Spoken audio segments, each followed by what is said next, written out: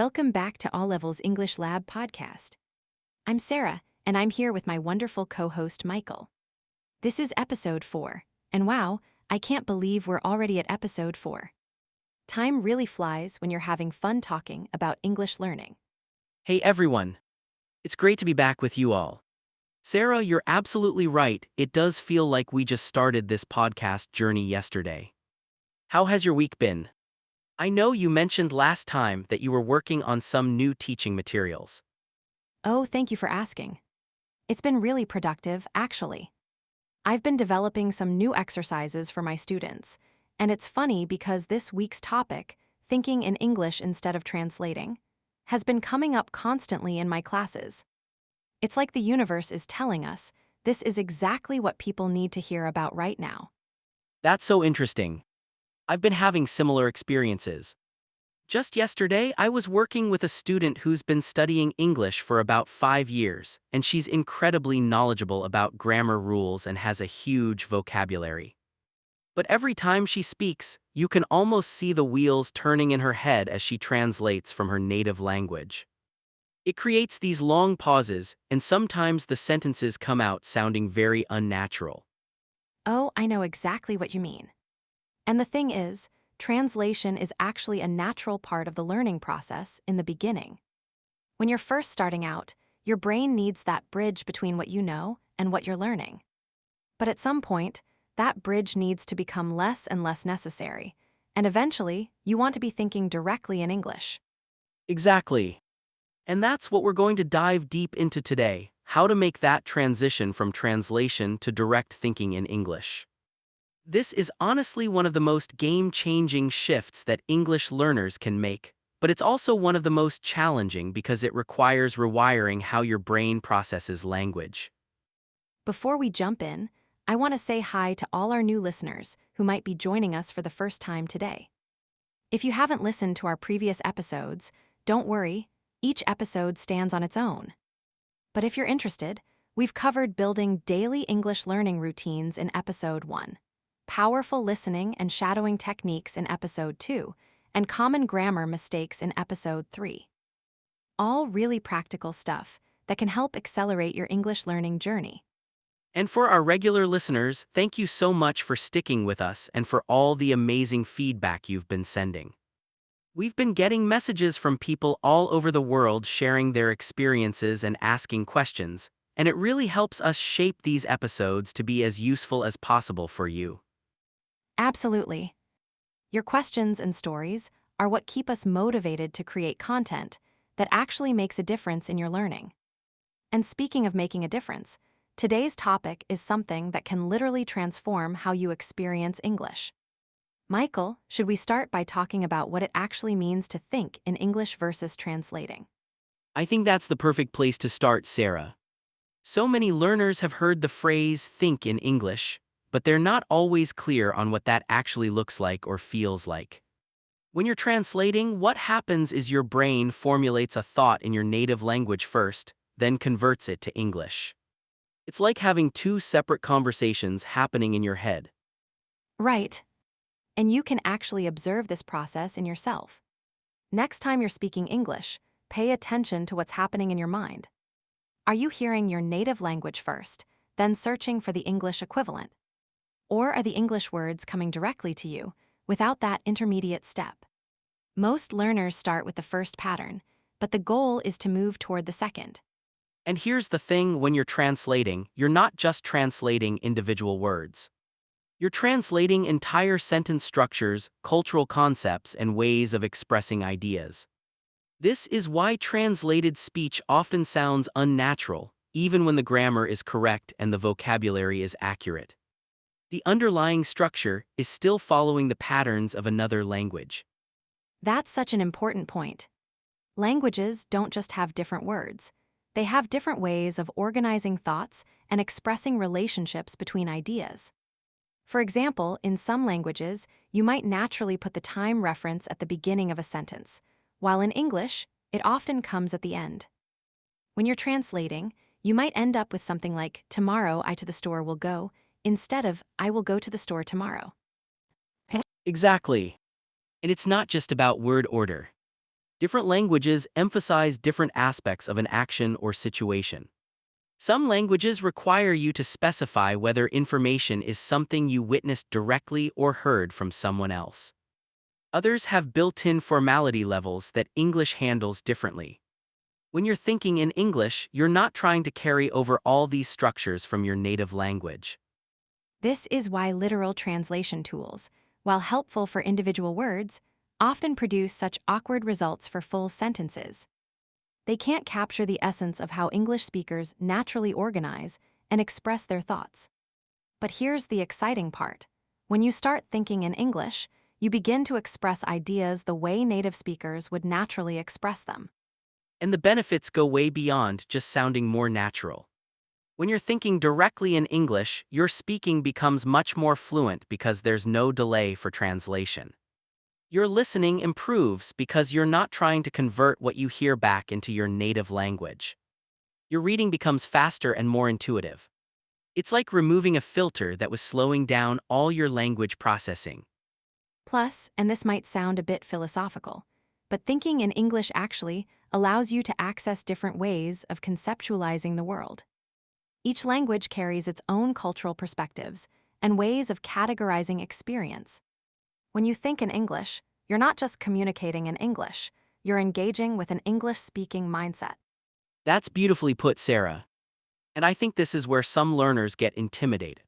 They worry that thinking in English means losing something of their original culture or identity. But in my experience, it's quite the opposite. It's like adding another room to your house. You're not losing the rooms you already have, you're just expanding your space. I love that analogy. You're becoming more multilingual in your thinking, not replacing one way of thinking with another.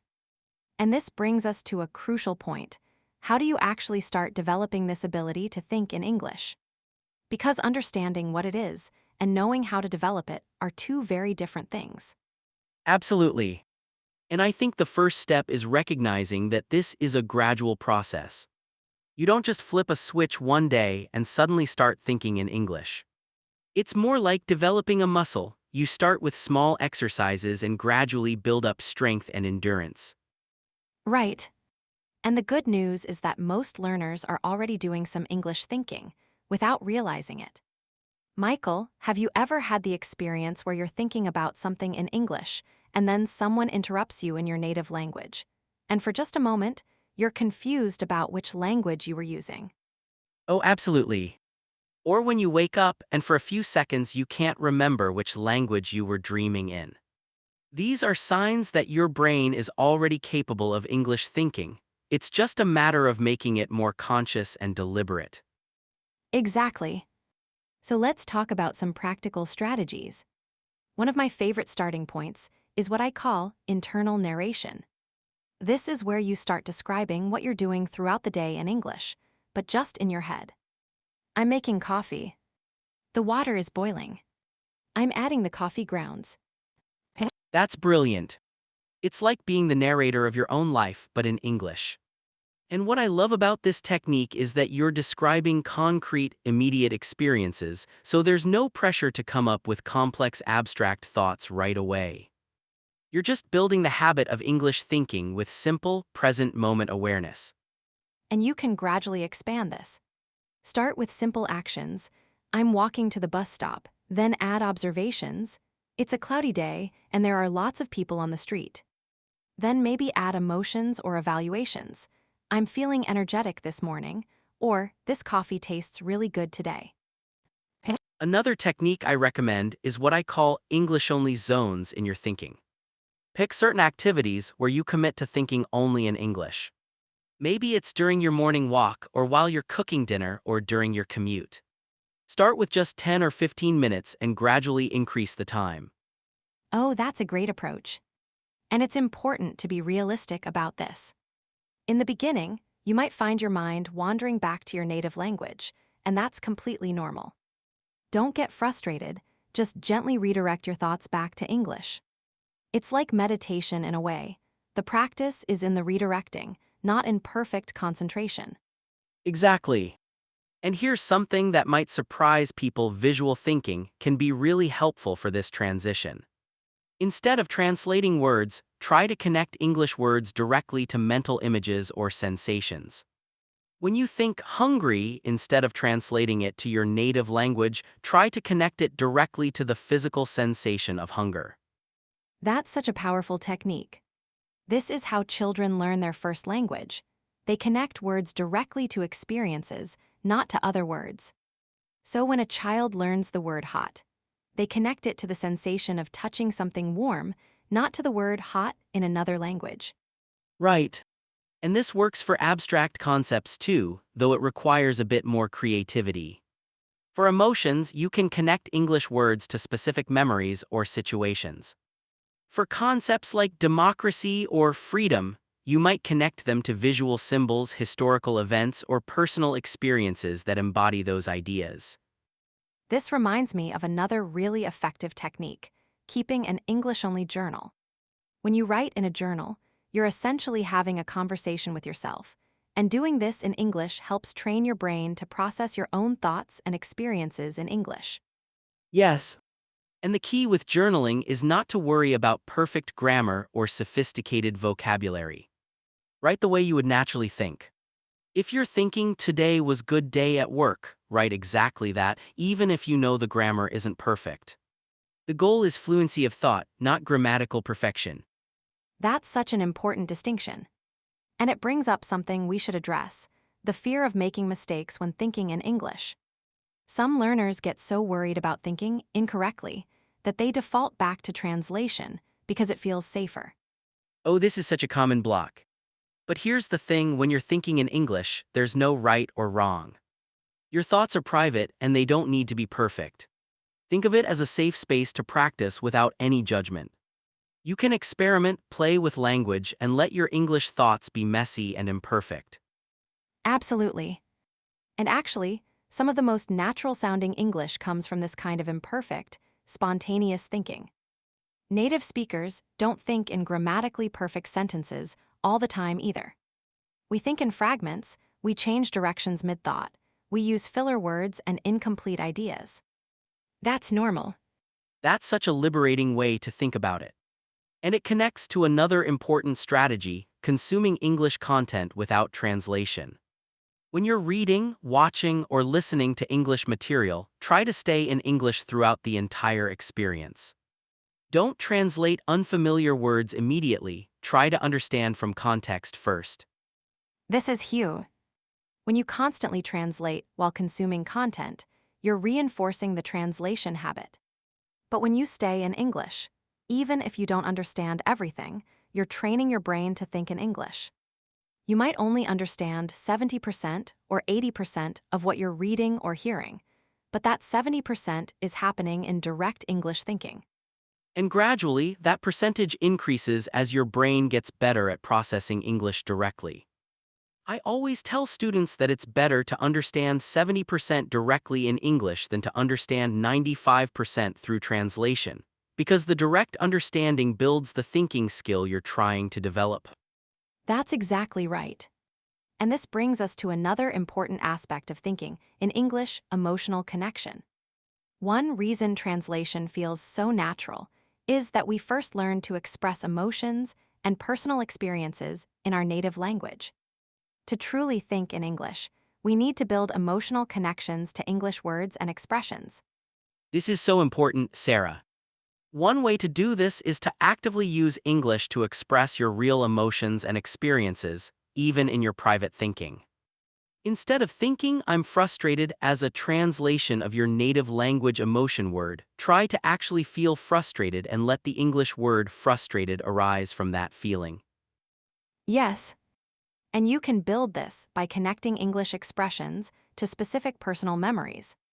Think of a time when you felt really happy, and consciously associate that memory with English words like joyful, delighted, or thrilled. Create personal, emotional connections to English vocabulary. Another powerful technique is what I call English problem solving. When you're trying to figure something out, maybe you're deciding what to cook for dinner or planning your weekend or thinking through a work challenge, try to do that mental problem solving entirely in English. Oh, that's brilliant. Problem solving requires complex, connected thinking, so it's a great way to exercise your English thinking muscles. And because you're focused on solving the actual problem, you're less likely to get caught up in whether your English thinking is correct. You're just using English as a tool to think through the issue. Exactly. And this naturally leads to more sophisticated English thinking because real-life problems require you to weigh options, consider consequences, make connections between ideas, all the complex cognitive processes that we do in our strongest language. This brings up an interesting point about dreaming in English. A lot of learners ask when they'll start dreaming in English, and they see it as a milestone of fluency. Michael, what's your take on English dreams? I think dreaming in English is definitely a sign that English thinking is becoming more automatic, but I wouldn't focus too much on it as a goal. Dreams are largely outside our conscious control, so you can't really practice dreaming in English. But if you're consistently practicing English thinking during the day, English dreams often start happening naturally. That's a great perspective. It's more of a side effect than a goal. And actually, some people report having conversations in English in their dreams before they feel comfortable having those same conversations in real life, which shows that their brain is processing and practicing English even during sleep. That's fascinating. It suggests that English thinking ability might actually develop faster than English speaking confidence, which makes sense when you think about it.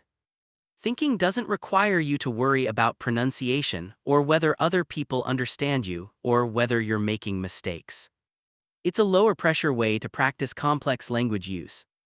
Which brings us to another strategy, using English thinking as a stepping stone to better speaking. Instead of going directly from your native language to English speech, you can practice forming your thoughts in English first, then speaking them. This creates a more natural flow in conversation. Yes. And this can be particularly helpful for people who experience anxiety when speaking English. If you've already formulated your thoughts in English, you're not doing the translation work in real time while also managing the stress of speaking. The thinking work is already done. Although we should mention that this is still a transitional strategy. The ultimate goal is for English thinking and English speaking to happen simultaneously and naturally. But using English thinking as preparation for speaking can be really helpful in the intermediate stages. Absolutely. And this relates to another important point: different types of thinking might develop at different rates. You might find that you start thinking about practical, everyday topics in English fairly quickly, but thinking about abstract, philosophical, or emotional topics might take longer. That's such a good observation. And it makes sense because we use different types of thinking for different purposes. Practical thinking, like planning your day or following directions, often involves simpler sentence structures and concrete vocabulary. Abstract thinking requires more complex language and cultural understanding. Right. So learners shouldn't get discouraged if they find themselves thinking about work problems in English but still defaulting to their native language for deeper emotional processing. This is a natural progression, and the abstract thinking will develop as your English relationship deepens. This makes me think about another challenge that advanced learners often face. They might be thinking in English most of the time, but they still feel like something is missing compared to their native language thinking. They worry that their English thoughts are somehow simpler or less nuanced. Oh, this is such an important topic. And I think it's partly an issue of patience and partly an issue of vocabulary depth.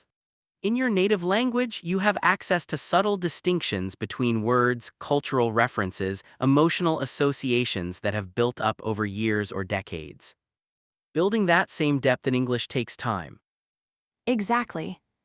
Your native language thinking feels richer partly because you have such a vast network of associations and experiences connected to those words. But here's the encouraging thing: this depth can develop in English too. The more you use English for genuine thinking and expression, the richer your English mental vocabulary becomes. And this is where extensive reading and consuming authentic English content becomes so valuable. You're not just learning new words, you're seeing how English speakers use language to express subtle ideas, complex emotions, cultural concepts. You're building that network of associations that makes thinking rich and nuanced. This brings us to something that I think is really important to address: the role of your native language as English thinking develops.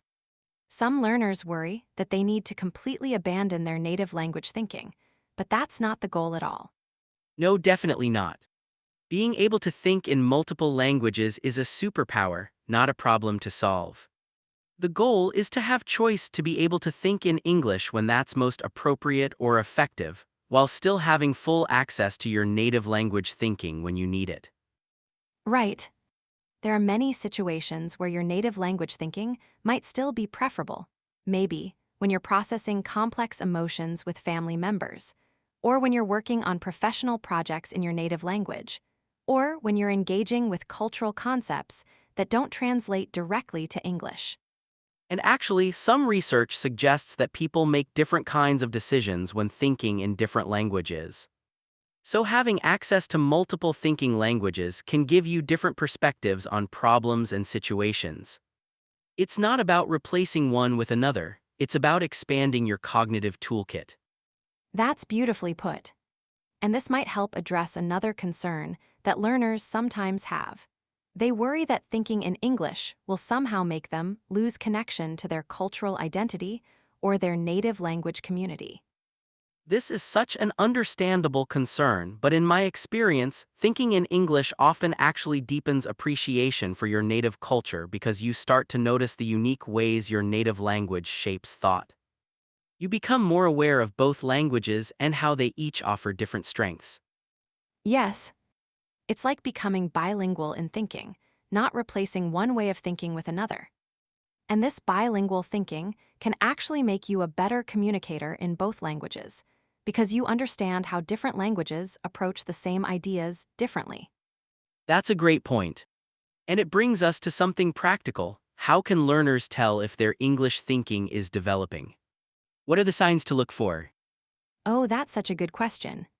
One sign is when you catch yourself thinking in English without having consciously decided to do so. Maybe you're planning your grocery shopping and you realize you've been thinking, "I need to buy milk and bread," rather than thinking it in your native language first. Yes. Another sign is when English words come to you more quickly than the native language equivalent for certain situations. Maybe you're describing something technical that you learned about in English, and the English terms feel more natural and precise than trying to translate them. And you might notice that your English speech becomes more spontaneous and natural. Instead of those long pauses where you're clearly translating, you start to speak more fluidly because the thoughts are already formed in English. Another sign is when you start having emotional reactions in English. Maybe you read something upsetting in English and your internal response is in English too, or you see something beautiful and think, wow, that's gorgeous, without translating from another language. Oh, and here's an interesting one. You might find yourself getting frustrated when you have to translate your English thoughts into your native language for other people. The English version feels more accurate to what you were actually thinking, and the translation feels like it's losing something. That's such a telling sign. It means that English has become a primary processing language for that thought, not just a secondary translation target. And this brings up an important point about patience. Developing English thinking is not a linear process. No, it's definitely not. You might have days where you feel like you're thinking in English easily and naturally, and then other days where you feel like you're back to translating everything. This is completely normal and doesn't mean you're not making progress. Right. It's a bit like physical fitness. Some days you feel strong and energetic, other days you feel sluggish, but the overall trend over time is what matters. And just like with physical fitness, consistency is more important than intensity. That's such a helpful analogy. And it reminds me that we should talk about realistic expectations. How long does it typically take to develop comfortable English thinking skills? This varies so much from person to person. It depends on your current English level, how much time you spend practicing English thinking, how similar or different your native language is from English, and your individual learning style. But I'd say most intermediate learners start noticing some English thinking within a few weeks of conscious practice. Yes, and I think it's important to celebrate the small victories along the way. Maybe you successfully think through your morning routine in English, or you catch yourself thinking in English during a walk. These might seem like small things, but they're actually significant milestones. Absolutely. And for learners who are just starting with this, I'd recommend beginning with just 5 minutes a day of intentional English thinking practice. Pick a regular activity, maybe brushing your teeth or waiting for the bus, and commit to thinking in English during that time. That's perfect advice. Starting small and building gradually is much more sustainable than trying to think in English all day from the beginning. And it helps you notice the difference between English thinking and translation thinking because you're doing it consciously. And as this becomes more comfortable, you can expand to longer periods or more complex thinking tasks. Maybe you graduate from thinking about your daily routine to thinking about your weekend plans, then to thinking about your goals and dreams, then to processing opinions about movies or books you've enjoyed. I love that progression. And this brings us to another important aspect, thinking in English about topics you're passionate about. When you're genuinely interested in something, you're more motivated to find the English words to express your thoughts about it, and the emotional engagement helps make the language stick. That's so true. If you're passionate about cooking, try thinking through recipes in English. If you love movies, process your reactions to films in English. If you're interested in politics or social issues, engage with those topics in English thinking. The passion provides motivation and makes the practice feel less like work. And this can be a great way to expand your English vocabulary, naturally too. When you're thinking about topics you care about, you'll naturally encounter gaps where you don't know the English word for something you want to think about. This creates genuine motivation to learn new vocabulary. Exactly. And when you learn vocabulary this way because you needed it for your own thoughts, it tends to stick much better than vocabulary you learn from lists or flashcards. It's immediately useful and personally relevant. This brings us to another strategy that some learners find helpful: finding English-speaking communities around your interests. If you're thinking about topics in English, it's natural to want to discuss those thoughts with other people, and having English-speaking friends or online communities gives you an outlet for those thoughts. Yes. And this creates a positive cycle. Thinking in English motivates you to seek out English conversations, and having English conversations gives you more practice and confidence with English thinking. They support each other. Although I should mention that some learners put pressure on themselves to immediately share all their English thinking with other people. It's perfectly okay to have private English thoughts that you never express out loud. Some thoughts are just for you, and that's completely normal and healthy. That's such an important point. English thinking doesn't have to be performative or social. Some of the most valuable English thinking practice happens in private moments, reflecting on your day, processing experiences, working through problems.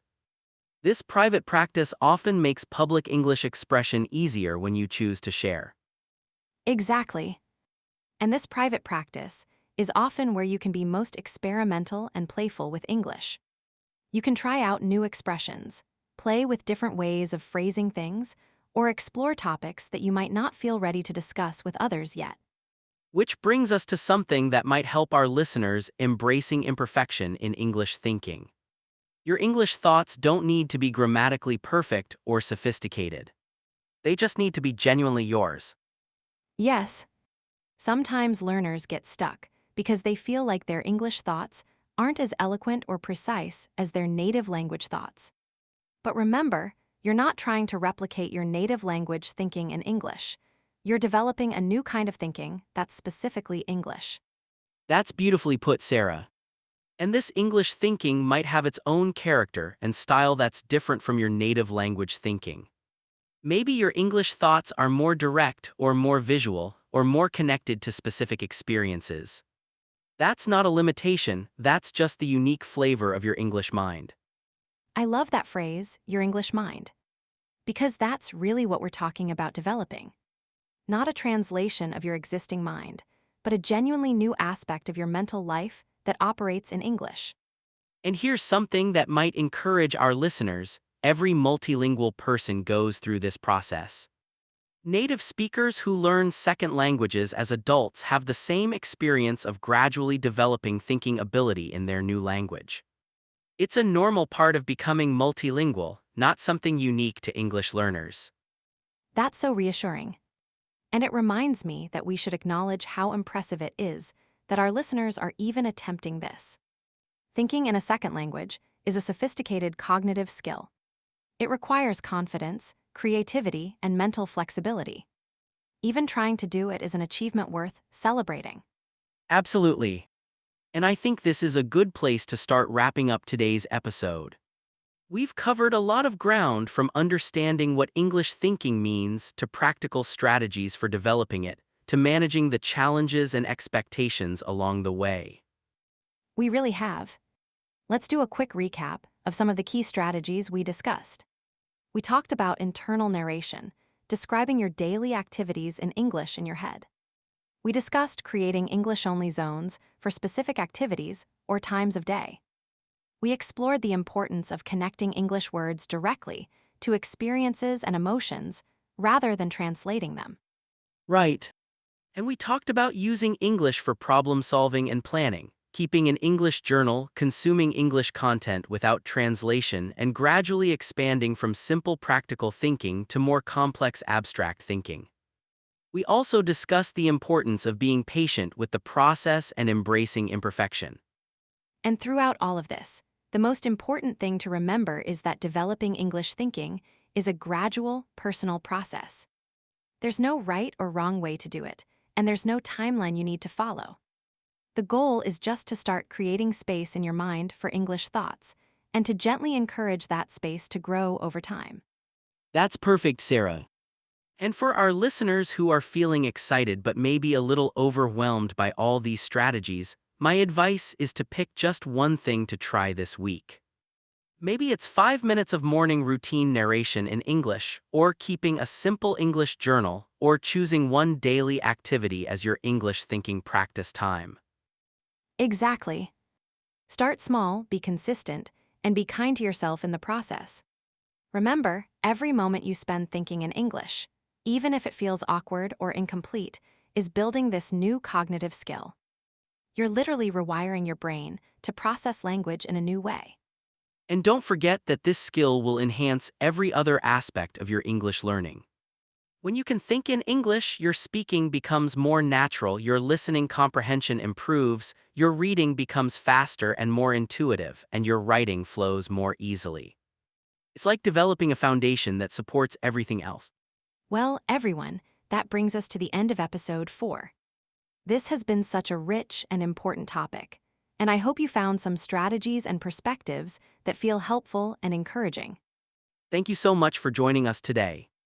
If you've been experimenting with any of these English thinking techniques, or if you have questions about developing this skill, we'd love to hear from you. Your experiences and questions help us create content that truly serves your learning journey.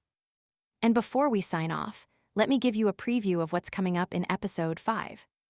We're going to explore another crucial aspect of English fluency: building confidence in conversation and overcoming the fear of making mistakes when speaking with native speakers and other English learners.